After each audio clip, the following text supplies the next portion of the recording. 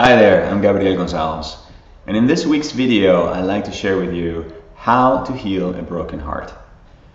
It makes me so sad whenever I hear about people who have just given up on hope and who, after going through divorce, breakup, or heartbreak, their heart has just become so closed that they're not willing to let somebody else new into their lives or new love into their life because they're very afraid to get hurt.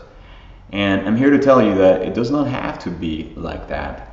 That it actually, one of the benefits of healing your broken heart is precisely so that you can actually let go of the past and all those feelings that you have been holding on to, so that you can welcome new love into your life, and then from having more love into your life, just become that joyful, amazing person that you are.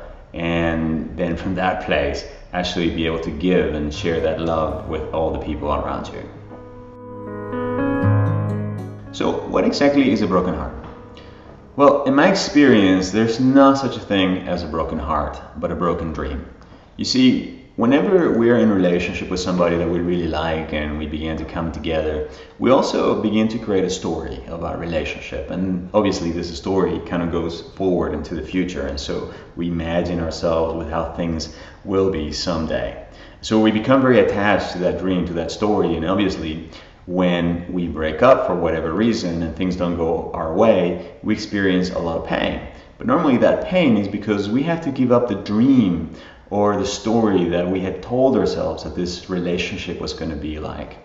So in essence, there's really not such a thing as a broken heart, but really a heart that is wounded and that is getting ready to love some more.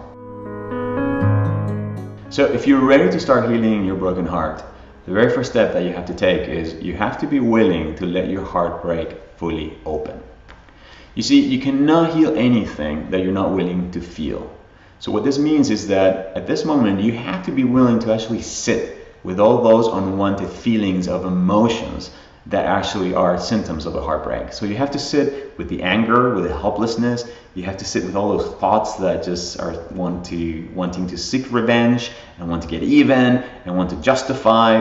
You have to also sit with the desire to want to fix things and to make things okay, and just actually develop the capacity to allow all that pain to move through you. Now, I know this is not very easy.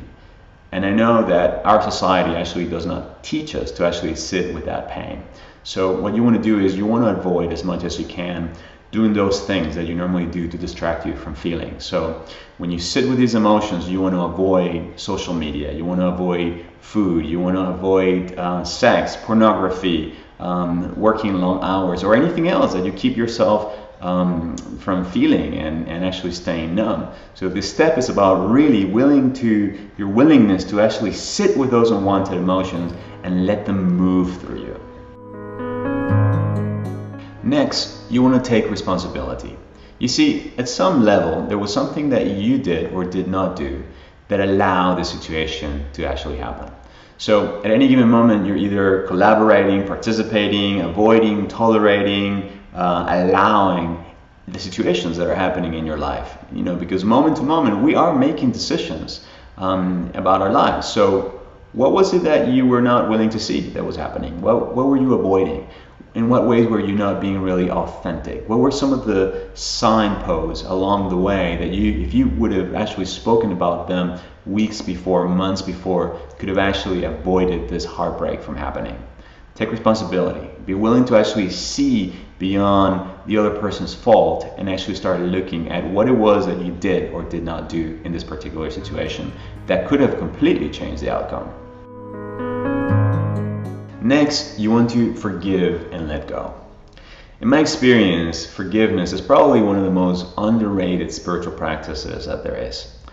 The word forgiveness, perdonare in Latin, means to gift forth, to release forward. So what are you going to release forward? Where are you going to let go?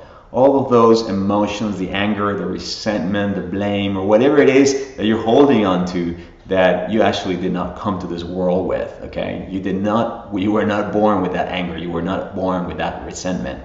And that emotion contained within actually can poison your mental and emotional body and create disease, all right? So any process of forgiveness normally has two steps. You have to first forgive the other person for whatever it is that you think they did or did not do to you. And then you have to also forgive yourself, okay? Because ultimately, when you forgive yourself, you also let yourself off the hook. Don't forget that ultimately, all kinds of forgiveness is really self-forgiveness, because the emotions that we're holding is really deep within ourselves. It's not in the other person. So when you forgive another person, you forgive yourself. And when you forgive yourself, you also release the other person. The next thing you want to do is appreciate and learn. And what this means is that you want to set aside some time where you can actually reflect upon the situation and the person that you were in relationship with and find something to appreciate. Now, I know that especially if you're still feeling very angry and hurt, that it might be difficult at first. But the idea of moving into a space of gratitude and appreciation allows you to actually open your heart. And you can do this, for example, by remembering the good times, remembering what were some of the gifts that this relationship and this person brought into your life. So that, as Khalil Gibran says, you can actually find the secret key inside of your heart, or the lesson that this relationship or person brought into your life. So that as you move into your next relationship, you can take that with you, okay? So appreciate and learn. Finally, you want to strive for moments of joy. And what this means is that as you move through this energy of gratitude and appreciation, you can now start moving into a place of actually feeling greater joy and love that will allow your heart to actually expand and open even more. And you can do this, for example, by spending time with your favorite friends or people that you feel very loved and connected with, spending time in nature, exercising, treating yourself to bubble bath, wonderful dinners with people that you care, with your family. You could also spend time daydreaming about your life and your future and things that you want to create. And why not? Maybe even start creating within your own mind the feeling of the kind of relationship that you want to attract or create in your life next. Because let's face it, you just went through this experience so that you could actually learn more about yourself, so that you can actually grow in your capacity to love and forgive yourself. And then from that place, you have become a better version of you. So why not?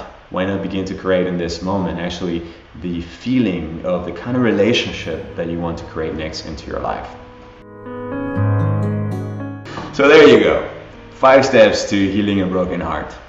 It's very important that as you move through this process that you remain very loving and gentle with yourself. And actually don't try to get ahead of yourself, okay? Don't move to the next stage unless you feel and just know intuitively that you're ready to move to the next step, okay?